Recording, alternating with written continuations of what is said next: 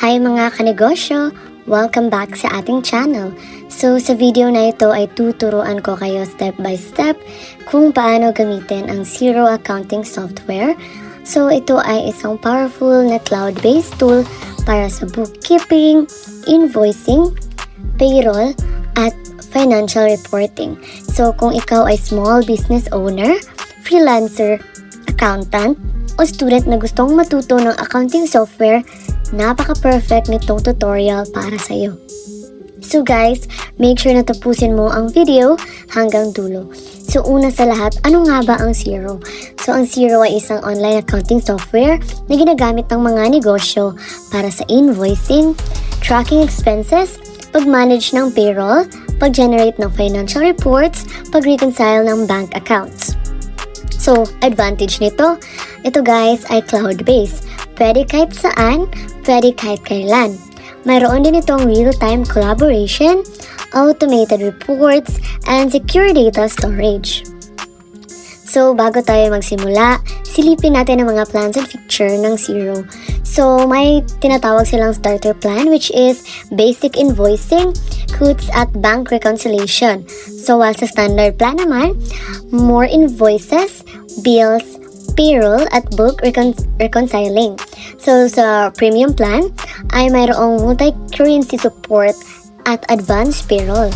Pero despite that guys, mayroon naman silang 30-day free trial para matesting mo muna. So, paano nga ba mag-sign up sa Xero?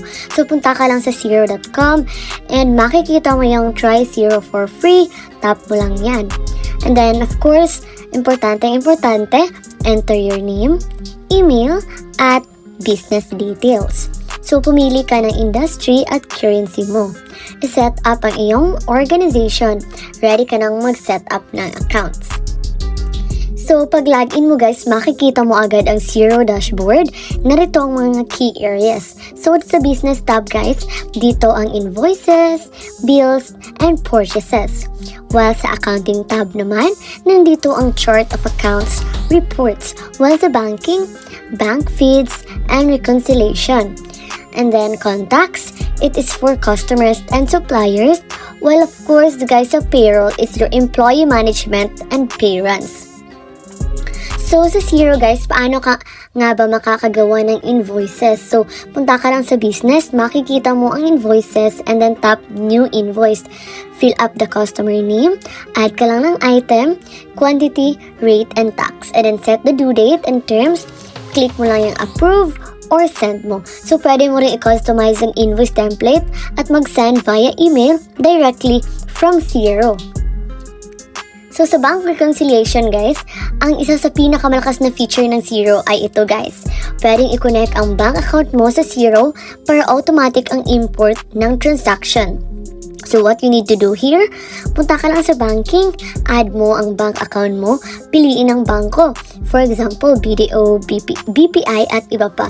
And then, you just need to connect via online banking or manual CSV upload.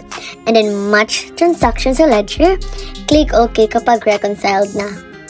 So, sa reports and financial statements naman guys, ang Xero ay may built-in na reports gaya ng profit and loss statement, balance sheet, cash flow report, general ledger.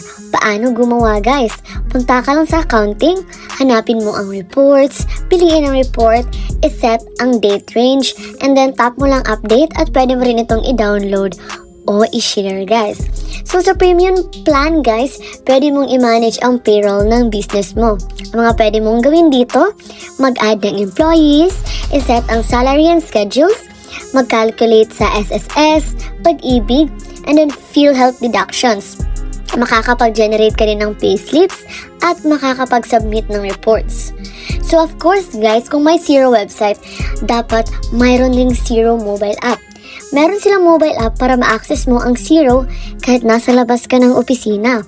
Pwede mong gawin sa app, gumawa ng invoices, makakatanggap ka ng payments, mag-reconcile ng transaction, at tignan ang reports.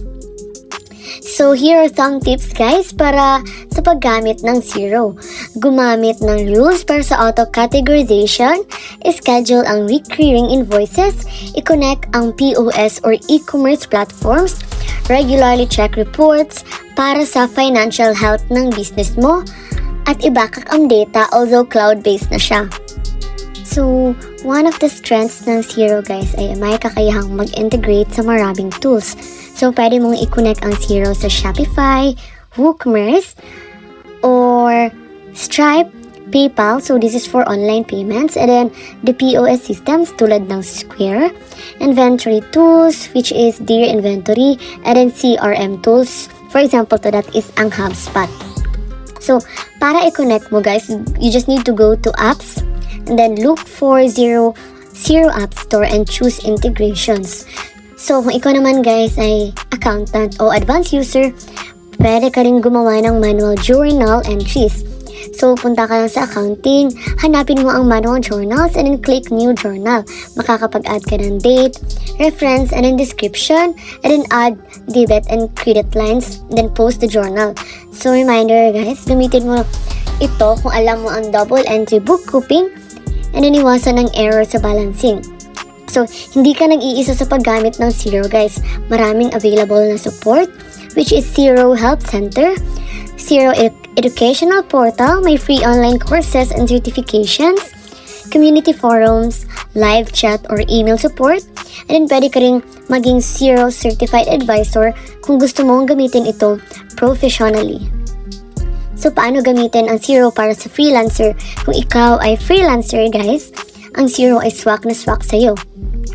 Pwede mong gamitin para sa tracking of freelance income and clients, sending professional invoices, recording personal business expenses, computing and saving for taxes, and then reporting net income quarterly. And then, you just need to set up simplified chart of accounts, focus on income, expenses, and table liabilities. So here guys, let's do a quick recap. So, set up business account, and then gumawa ka ng invoice at bills, mag-record ng payments at expenses, and then i-reconcile ang back mo, and then gumamit ng reports, and then i-manage ang payroll, gamitin ng mobile app, at mag-integrate ng tools. Kaya ayan guys, sana ay marami kayong natutunan sa ating Xero accounting software tutorial. Kaya gusto nyo ng mag-accounting tutorials, e-commerce setup at financial tools, mag-subscribe na kayo. Thank you for watching guys. Next video natin ay tungkol naman sa QuickBooks or QuickBooks versus Xero. Alin ang mas maganda sa 2025? Kaya abang-abang guys. Thank you for watching. Don't forget to like, share, and subscribe. See you in my next video. Bye!